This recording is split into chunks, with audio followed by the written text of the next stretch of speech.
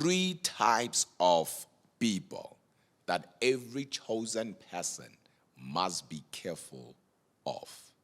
It does not matter where you are, as long as you are chosen by God. You will come across these three types of people I'm about to talk to you about, whether intentionally or accidentally. As long as you are a child of destiny, you will come across these people. The first group is what I call the Judas group, the Judas kind of people. We call them frenemies. These ones, they befriend you before they destroy you.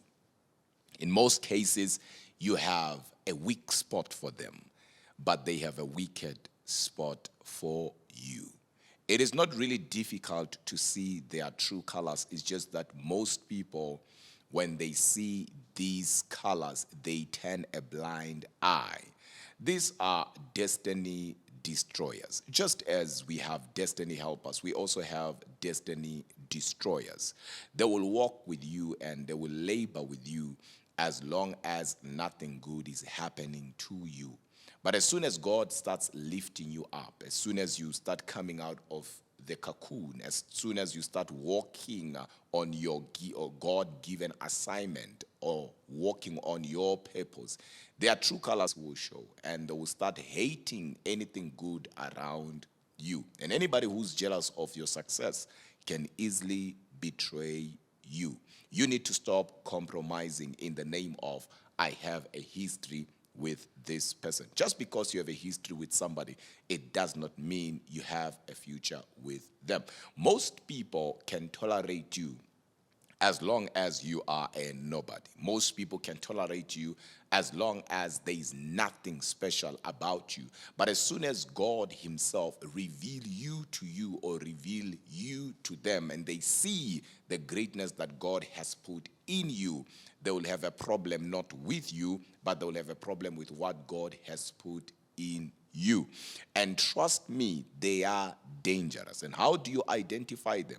In most cases, they will actually befriend people who have publicly declared you as an enemy.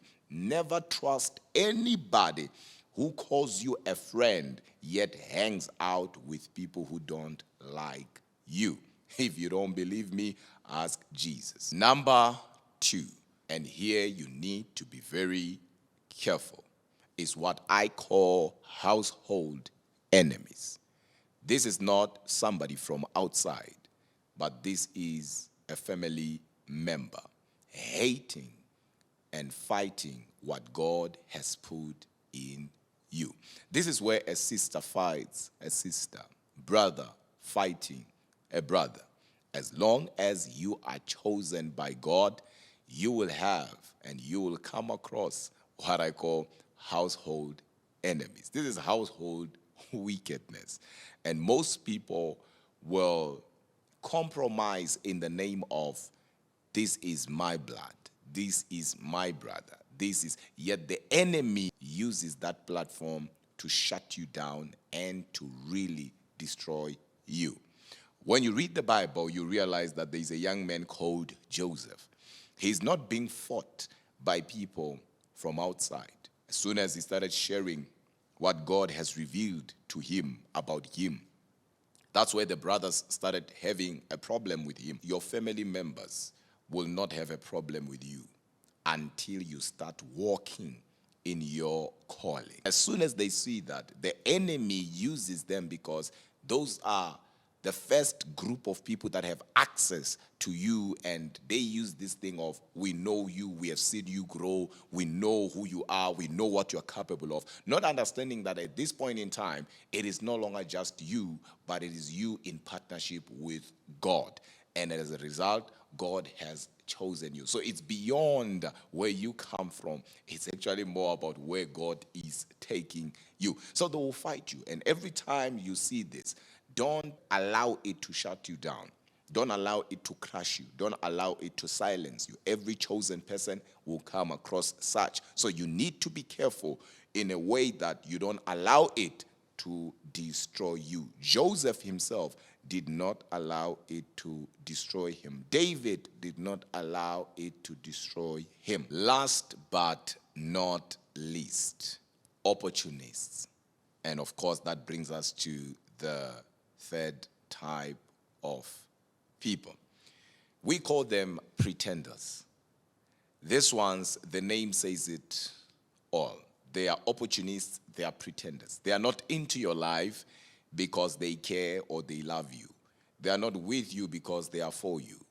They are with you because they saw an opportunity, and they are simply capitalizing on that opportunity. As long as everything is fine, they will be for you, or they will be with you, so to say. But once things start going crazy, there won't be anywhere to be found. Once you start facing challenges, once you start facing difficulties, they will disappear like they were never there. You call them, you look for them, but they won't be anywhere to be located. You will try your best, but you won't locate them. And that is because they are always looking for somebody to help them further their agenda. I'll also give an example.